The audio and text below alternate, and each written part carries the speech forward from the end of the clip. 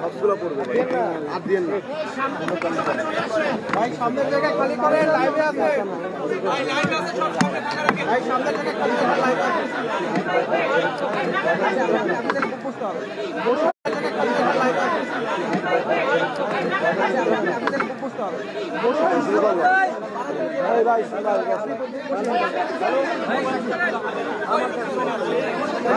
ভাই শুরু করতেছি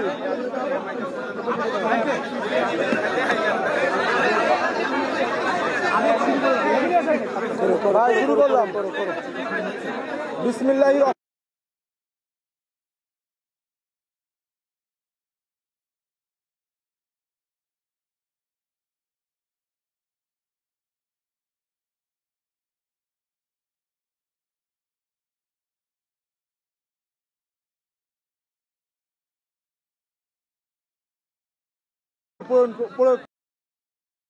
ঢাকা বিশ্ববিদ্যালয় তারা জানান দিয়েছে তারা একটি গণতান্ত্রিক ঢাকা বিশ্ববিদ্যালয় চায়। গণতান্ত্রিক ঢাকা বিশ্ববিদ্যালয় বিনির্মাণের মাধ্যমে তারা একটি গণতান্ত্রিক বাংলাদেশ চায়। আমি এই জন্য শুরুতেই ঢাকা বিশ্ববিদ্যালয়ের শিক্ষার্থীদেরকে শুভেচ্ছা এবং অভিনন্দন জানাচ্ছি। একই সাথে আমি গভীর দুঃখ প্রকাশ করছি আজকে আমাদের এই ডাকসু নির্বাচন অনুষ্ঠানকে কভার করতে যে একজন সাংবাদিক ভাইয়ের মৃত্যুবরণ করেছে।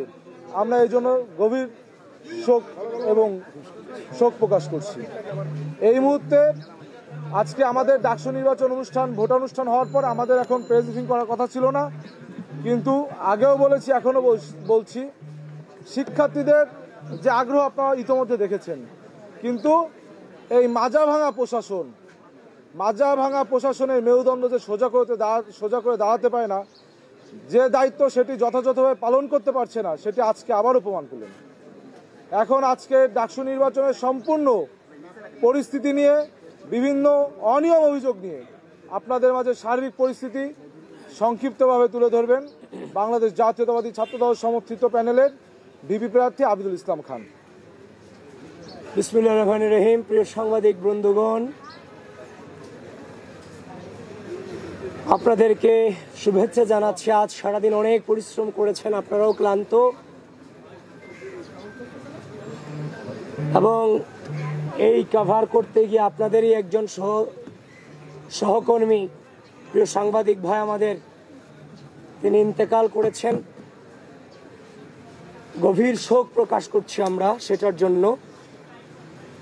তাছাড়া ঢাকা বিশ্ববিদ্যালয়ের শিক্ষার্থীদেরকে আমি শুভেচ্ছা জানাচ্ছি যে সকল প্রতিকূলতাকে উপেক্ষা করে তারা তাদের জায়গা থেকে দায়িত্ব পালনের চেষ্টা করে গেছেন ভোটাধিকার প্রয়োগের মধ্য দিয়ে। প্রিয় সাংবাদিক বন্ধুগণ, আজ সকাল থেকেই আপনারা আমাকে বিভিন্নভাবে জিজ্ঞাসা করার চেষ্টা করেছেন ভাই কোনো অনুযোগ আছে কিনা, কিন্তু আমি বলেছিলাম শুধু আজকে নয়, বিগত কয়েকদিন যাবত আমি টানা বলেছিলাম যে আমরা আর অভিযোগের রাজনীতিতে ফিরতে চাই না, আমরা পজিটিভ চিন্তা ভাবনা করতে চাই, আমরা শুধুমাত্র সামনে অগ্রসর হতে চাই।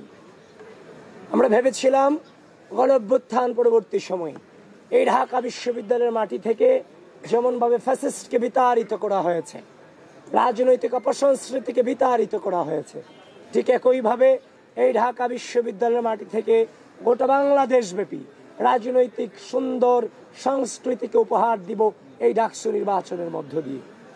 আপনারা দেখেছেন সকাল থেকেই, গতকালকে আমি আপনাদেরকে জানিয়েছি যে আমার সকল কর্মকাণ্ডের উপর অনলাইনে সাইবার অ্যাটাক হচ্ছে, সংবাদ সম্মেলন করেছিলাম।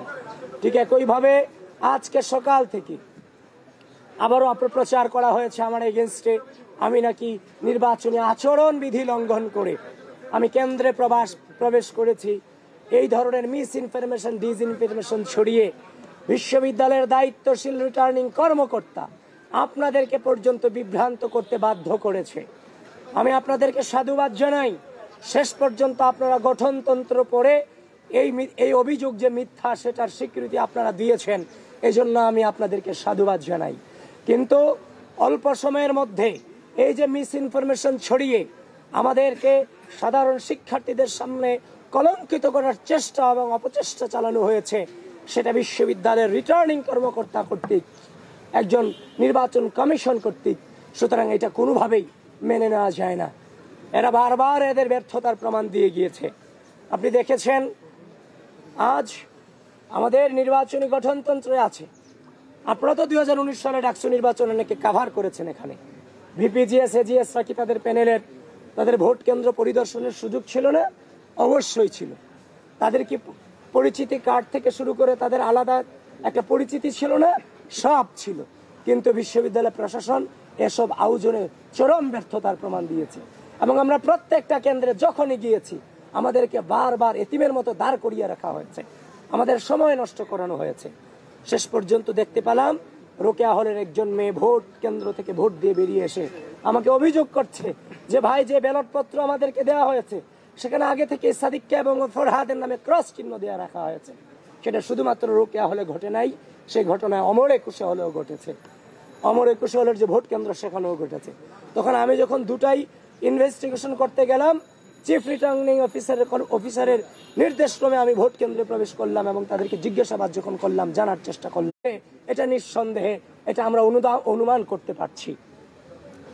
তো এখন কথা হচ্ছে, একদিকে এটা করে বেড়ালেন, নির্বাচনী কারচুপি করলেন, এখন নির্বাচনী কারচুপি উল্টো দায় দেওয়ার চেষ্টা করলেন। তারপর হচ্ছে যে আমাদের উল্টো দায় দেওয়ার চেষ্টা করলেন। তারপর হচ্ছে যে আমাদের যে সকাল থেকে পুলিশ এজেন্ট থেকে শুরু করে আমাদের প্রার্থীদেরকে তো জ্বালানো হয়েছে।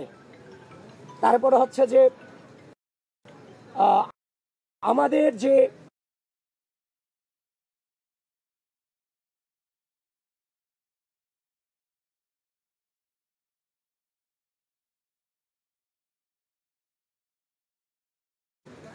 সামনে আচ্ছা যে 41 জন ব্যক্তির নাম তো মনে রাখা পসিবল না কারো পক্ষে। 41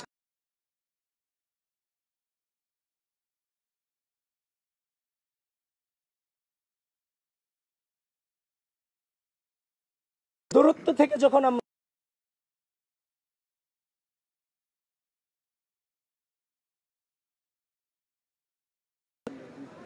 ব্যালট নম্বর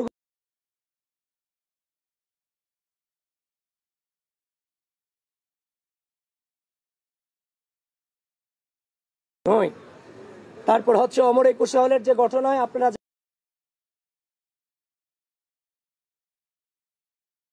পর্যন্ত করা হয়েছে।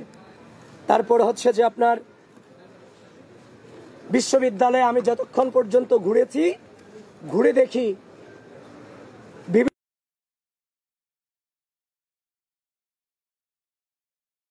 কেউ বলছে কুড়িগ্রাম থেকে এসেছে, কেউ বলছে যে আমি এই এলাকার নেতা। আমি দেখেছি জামাতের অনেক নেতা পাশের নামে এই ঢাকা বিশ্ববিদ্যালয় আজকে সারাদিন ঘুরে বেরিয়েছে। তাহলে এই যে ঢাকা বিশ্ববিদ্যালয়ের ভিসি এবং প্রক্টর আমাদের পুলিং এজেন্ট দিতে গিয়ে আপনারা আমাদের সাথে নানান ধরনের প্রতারণা করেছেন। সেখানে নিরাপত্তা পাস নামে ঢাকা বিশ্ববিদ্যালয়ের বাইরে থেকে জামাত শিবিরের নেতা কর্মীদেরকে আপনারা ক্যাম্পাসে ঠাঁই দিয়েছেন। এটা কোনোভাবেই বরদাস্ত করার মতো ম্যাটার নয়।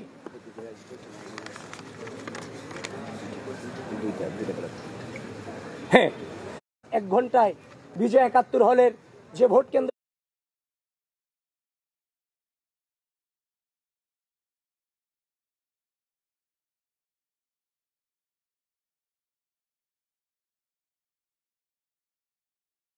ভূত্থান পরবর্তী যে গণতান্ত্রিক চেতনা, সেই চেতনাকে ব্যাহত করা হয়েছে। আপনি আশ্চর্য হবেন, সেই টিএসসিতে একজন ম্যাম ভূত্থান পরবর্তী যে গণতান্ত্রিক চেতনা, সেই চেতনাকে ব্যাহত করা হয়েছে। আপনি আশ্চর্য হবেন, সেই টিএসসিতে প্রত্যেকের অনুমতি নিয়ে যতবার প্রবেশ করতে চেয়েছি আমাকে বারবার তারা বাধা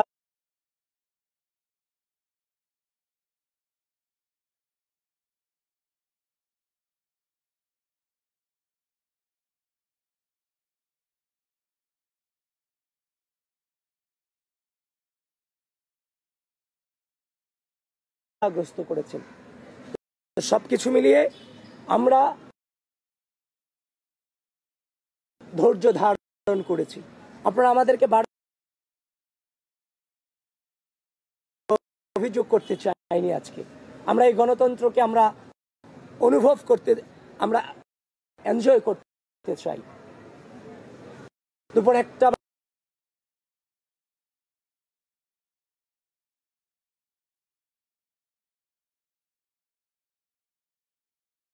যায় না। ব্যালট 2 সেন্টার ব্যালট নিয়ে কারচুপি হয়েছে, তার মানে ধরে নিতে ধৈর্য ধারণ করে আছি।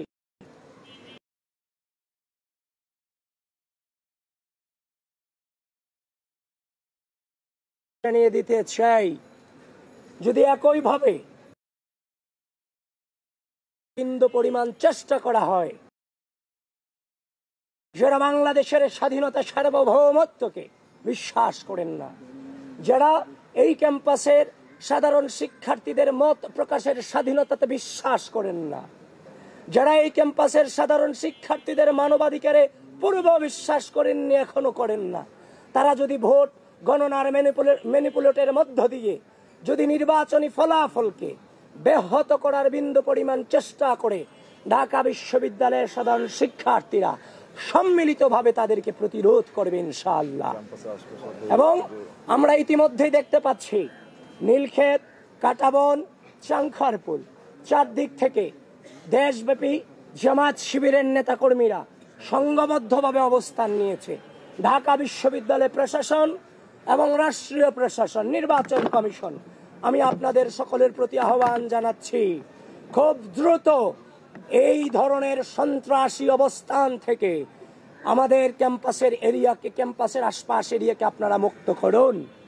এই ধরনের যোদ্ধাংদেহী অবস্থান কোনোভাবেই আমরা গণঅভ্যুত্থান পরবর্তী সময়ে আশা করিনি এবং সেটা রাখিওনি। সুতরাং আশা রাখছি আপনারা সেই ব্যবস্থাগুলো আপনারা নেবেন।